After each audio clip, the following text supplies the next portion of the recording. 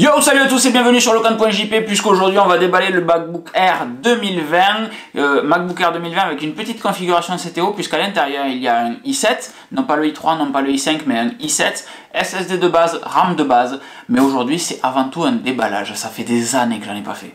Si je me souviens bien, quand on fait un déballage, ça commence par le... Oh, regardez, c'est un vrai déballage, ce colis n'a jamais été ouvert, donc petite languette, j'espère que le cadrage est bon.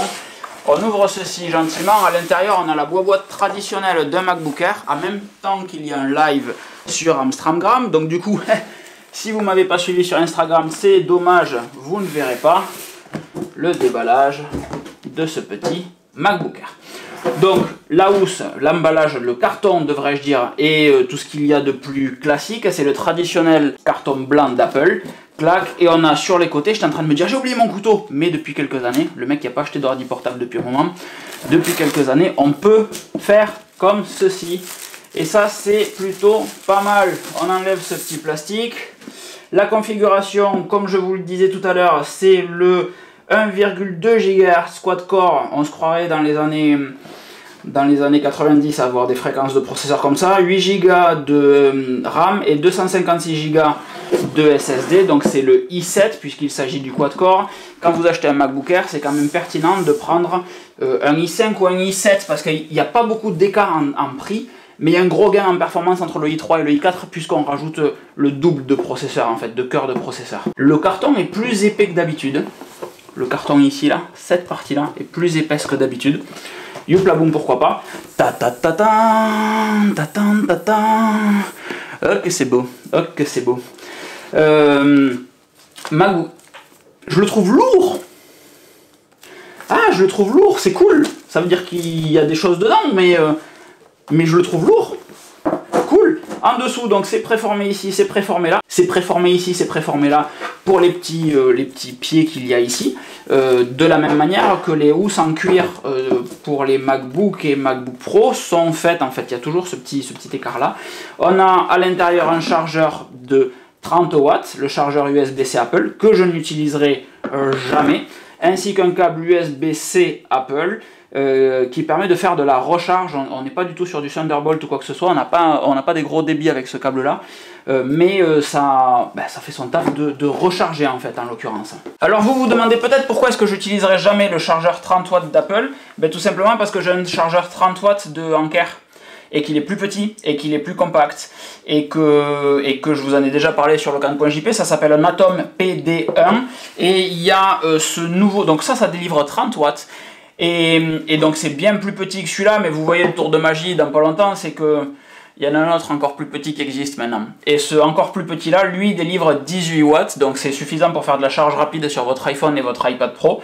Je veux tester dans les prochains articles, savoir si lui permettra de recharger lui, même quand il est éteint. Alors c'est du 18 watts, donc il permettra forcément de le recharger quand il est éteint. Est-ce que ça permettra de le recharger quand je l'utilise un petit peu? Auquel cas, ça serait le chargeur ultime. Étape suivante, l'enlevage de plastique. Alors, quand je vois des déballages, moi je vois les gens qui arrachent tout en entier.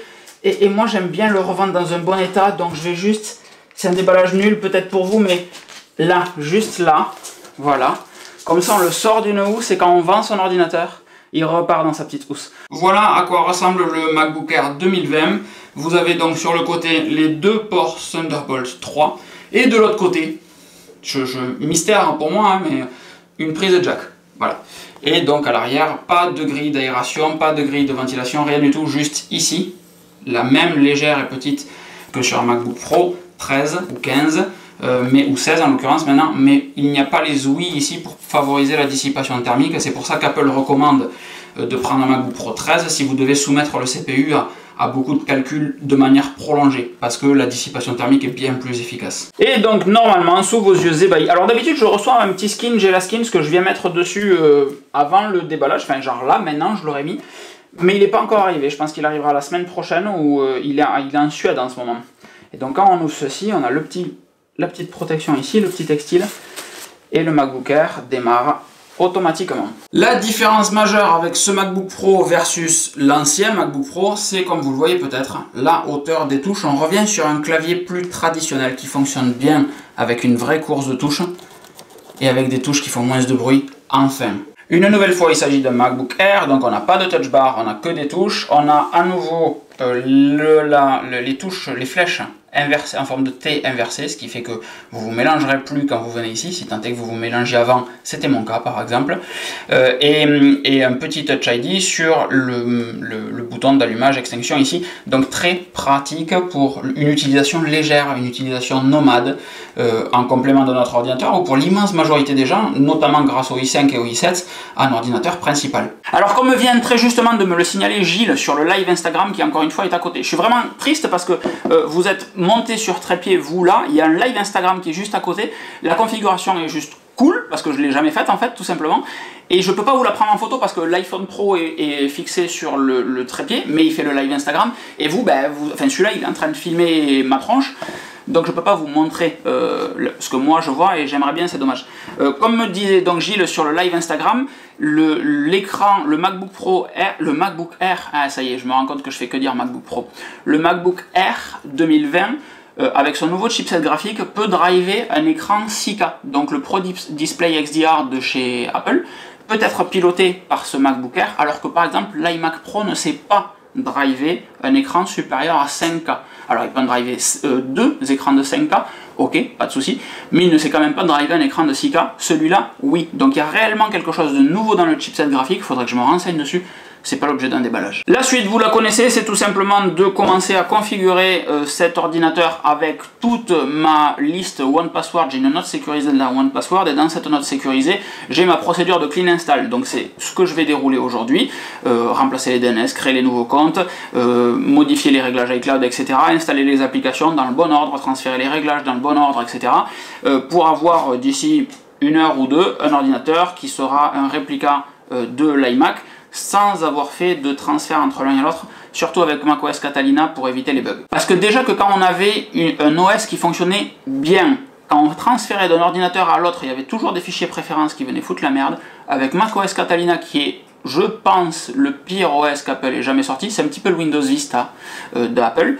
Je préfère réellement faire une clean install dessus, sinon ça va être chaotique. Et en jouant un petit peu avec, là, ce clavier est réellement très confortable. Il est souple, mais en même temps court et précis. Il se rapproche beaucoup du clavier que vous pouvez avoir sur un iMac ou un Mac Mini, du clavier typique d'Apple, en même temps que VoiceOver vient me casser les ronfles pendant que je fais ma vidéo. Merci. Alors le mec a prévu beaucoup de choses. Le MacBook Air, je pense que je m'en servirai sur le canapé par là. Et donc juste ici se trouve le petit câble USB-C qui va bien. Je vous mets le lien dans l'article en dessous. Si vous êtes sur YouTube, eh bien, cliquez sur le lien en description pour accéder au site locan.jp. Et c'est un câble tressé. C'est pour ça que j'utiliserai pas tout simplement le câble qu'il y a de fourni dans la boîte du MacBook Air, parce que celui-là est de bien meilleure qualité.